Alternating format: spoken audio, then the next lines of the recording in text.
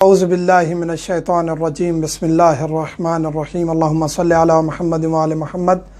مومنین کرام، آج ہم ذکر کریں گے کہ 9 ذی الحج یعنی یوم عرفہ کے اعمال کیا ہیں۔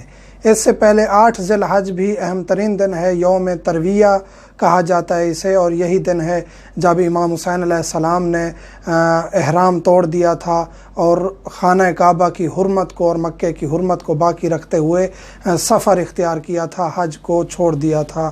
تو وہ دن ہے 8 ذی الحج، جہاں جس دن آپ نے غسل بھی کرنا ہے، مستحب ہے، اور اس دن کے روزے کی فضیلت ذکر کی گئی ہے کہ 60 سال کے گناہوں کا کفارہ ہے۔ آتے ہیں 9 ذی الحج کی رات کی طرف، یعنی یوم عرفہ کی رات۔ یہ رات بہت فضیلت کی رات ہے۔ اس رات کے اور 9 ذی الحج یعنی عرفہ کے دن کے کافی اعمال ذکر کیے گئے ہیں، جن کو ہم ترتیب کے ساتھ انشاءاللہ ذکر کرتے ہیں۔ 9 ذی الحج کی رات اعمال و مناجات کرنا، ساری رات جاگنا، اعمال کرنا، مناجات کرنا، یہ اتنا فضیلت رکھتا ہے کہ 170 سال کی عبادت کے برابر ہے۔ یعنی عرفہ کی رات جاگنا، 9 ذی الحج کی رات جاگنا اور عبادت کرنا۔ اس رات زیارت امام حسین علیہ السلام کریں، جو کربلا ہیں پہنچ سکتے ہیں وہ زیارت امام حسین علیہ السلام کریں، کربلا میں رات وہاں اعمال کریں، زیارت کریں اور عید کر کے واپس آئیں۔ یہ روایت کے لفظ ہیں، یعنی وہاں رہیں، رکیں اور عید کر کے واپس ہیں۔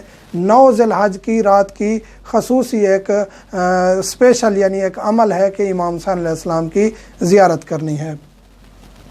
اس کا فائدہ کیا ہے کہ سارا سال انسان شیطان کے اور ظالم کے شر سے محفوظ رہے گا۔ عرفہ کا دن، اب آتے ہیں عرفہ کے دن کی طرف۔ عرفہ کا دن بھی بہت زیادہ فضیلت کا دن ہے، اور اس کو عیدوں میں شمار کیا گیا ہے کہ یہ وہ عیدیں ہیں جس کو عید کہا نہیں جاتا، لیکن یہ اس طرح ہے جیسے عید کا دن ہو۔ اور اہل بیت علیہ السلام کی روایت بھی موجود ہے کہ جو بھی عیدیں آتی تھیں رمضان کریم کے بعد، عید الفطر یا یہ عید الاضحیٰ ہے، تو ہماری خوشیوں کو دشمنان اہل بیت نے ختم کر دیا، یعنی مصائب ڈھائے گئے۔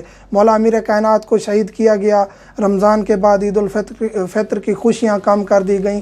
اسی طرح یہ جو عید ہے، اس میں جناب مسلم ابن عقیل علیہ السلام اور ان کی اولاد، ان کے صاحبزادے علیہم السلام، ان کو قتل کیا گیا، بے دردی سے شہید کیا گیا۔ تو یہ ہمارے لیے عید تو ہے۔ یہاں ہم ذکر کر چکے ہیں کہ شیعہ عید کیسے منائیں، وہ مومنین اگر کلپ دیکھنا چاہیں تو دیکھ سکتے ہیں کہ عید ہمیں کیسے منانی چاہیے۔ عرفہ کا دن زیارت امام حسین علیہ السلام کریں، جو 9 کی رات وہاں تھے وہ دن وہیں گزاریں گے، یا جو دن کو گئے ہیں عرفہ کے دن امام حسین علیہ السلام کی زیارت کریں وہاں۔ اور اس زیارت کا اجر اتنا ہے کہ 1000 حج، 1000 عمرہ اور 1000 جہاد سے بھی افضل ہے۔ انشاءاللہ ہماری کوشش ہوگی کہ ہم انشاءاللہ یہاں نجف اشرف سے کربلا معلی 9 کو پہنچ سکیں، اور اگر ہم پہنچے تو انشاءاللہ تمام مومنین کو دعاؤں میں یاد رکھیں گے، اور مومنین سے بھی دعا ہے، خصوصی درخواست ہے کہ ہمیں دعاؤں میں ضرور یاد رکھیے گا ان ایام میں۔ آگے ہم ذکر کرتے ہیں کہ یہ تو تھا زیارت امام حسین علیہ السلام کا جو ثواب ہے، اجر ہے، وہ ہم نے ذکر کیا ہے۔ اس دن کے اور اعمال ہم ذکر کرتے ہیں۔ عرفہ کا دن اور عرفہ کی رات بہت فضیلت کی اور اعمال کی رات ہے، ان کو ضائع نہیں جانے دینا چاہیے۔ غسل کرنا چاہیے، اس دن غسل کرنا چاہیے۔ عرفہ کا دن کا غسل کرتا ہوں قربتاً اللہ، اور اس غسل کو انجام دیں۔ ظہرین کھلے آسمان تلے پڑھیں، ظہر اور عصر چھت والی جگہ پہ نہ پڑھیں، یعنی اوپر چھت نہ ہو، کھلے آسمان تلے پڑھیں، اور اس کو بہت ہی نرمی سے، آرام سے، اچھے طریقے سے مناسک ادا کر کے ظہر اور عصر پڑھنی چاہیے، جلدی نہیں پڑھنی چاہیے۔ پھر 2 رکعت نماز پڑھنی ہے آپ نے۔ پہلی رکعت میں حمد کے بعد سورۃ توحید، اور دوسری رکعت میں حمد کے بعد سورہ کافرون۔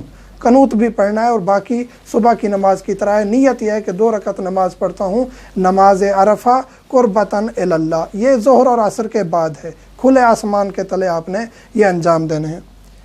پھر 4 رکعت نماز پڑھنی ہے اسی دن، جو نماز امیر کائنات علی ابن ابی طالب علیہ السلام ہے، اس کو بھی انجام دینا ہے 2 کر کے۔ اس کا طریقہ کار یہ ہے کہ ہر رکعت میں حمد کے بعد 50 مرتبہ سورۃ توحید آپ نے پڑھنی ہے۔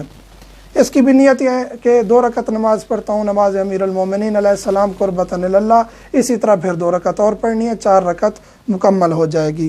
اس دن کا اہم ترین عمل، اس دن کا زیارت امام حسین علیہ السلام کے بعد اہم ترین عمل زیارت عرفہ، دعائے عرفہ جو مولا حسین علیہ السلام نے خود پڑھی تھی۔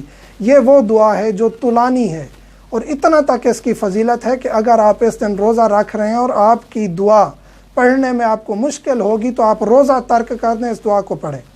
تو یہ وہ دعا ہے جو ہر مومن کو اس دن پڑھنی چاہیے۔ کھلے آسمان کے نیچے کوشش کریں اور اس کا ہو سکے تو اس کے جملوں پر غور کریں، ترجمے پر کچھ نہ کچھ غور کریں۔ یہ وہ دعا ہے جو انسان کو خالق حقیقی کے ساتھ اتنا مربوط کر دیتی ہے کہ بے بس انسان کے آنسو نکلتے ہیں اور انسان کو اپنے گناہ نظر آتے ہیں اور اس کو اپنی اوقات یاد آتی ہے کہ میرا اس کرۂ ارض پر کیا اہمیت ہے اور کیا میں کیا کر رہا ہوں اور میری ذمہ داری کیا ہے۔